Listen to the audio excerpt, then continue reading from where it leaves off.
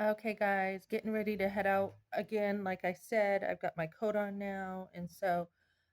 Just real quick. So, I was at a job interview yesterday for the nights that I have off from another job, from my day job, from uh, some times that I want to be cleaning during the day, right? So, my renewal is due today for my cleaning business.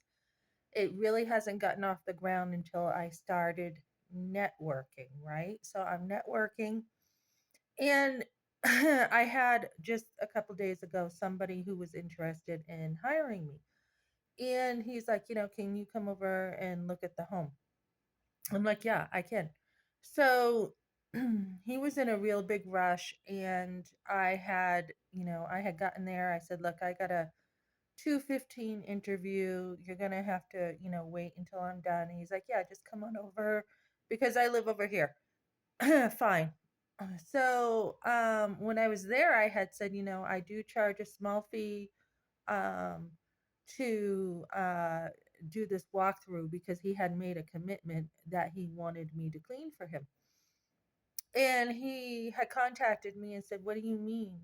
What do you mean there's a fee?" And I'm like, "Well, like I said, at the apartment, there is a small fee for whether it's my gas, my time, or whatever."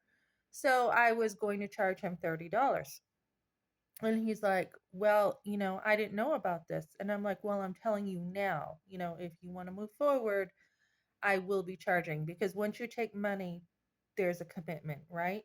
So I'm like, it'll be like $30 for my time. And he's like, "Well, it was a quick walkthrough. You did have to wait like a half hour for me."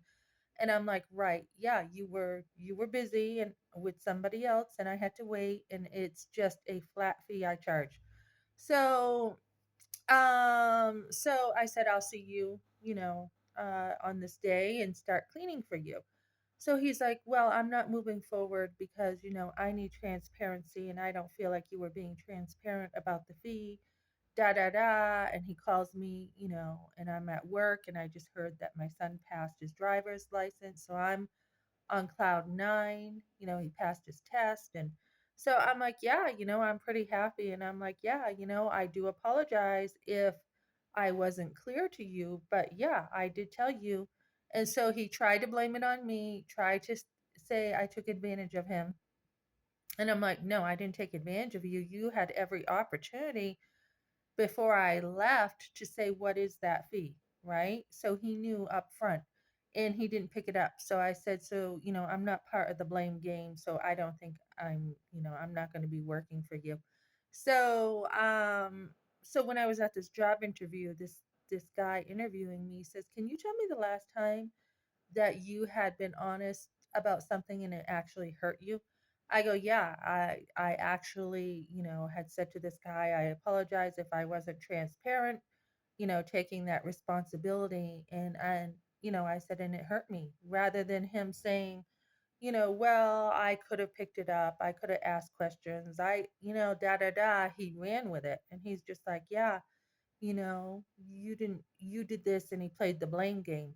So I said, looking back, I could have handled that differently. And, rather than just, saying, "I apologize if I wasn't," I could have said, "Could you explain to me what you mean by when I said this, you didn't ask, da da da."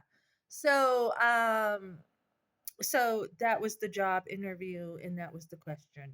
Sometimes, guys, you need to be honest about things, even if it hurts you, even if it hurts you, but also be wise because you're not, you don't know somebody. So you don't owe honesty to people who are actually trying to hurt you. You don't really owe that to them.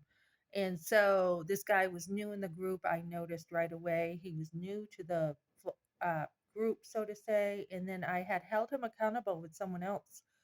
And he's like, "Yeah, he is new. You were right. He's new. We don't really know him." So I'm like, "Yep." So, this is someone that you may want to talk to because he was acting like this. So make sure you have that accountability in a community so that when you are working with people, you know who they are, you know that they are somewhat safe to work with. Okay, thanks for joining me, guys.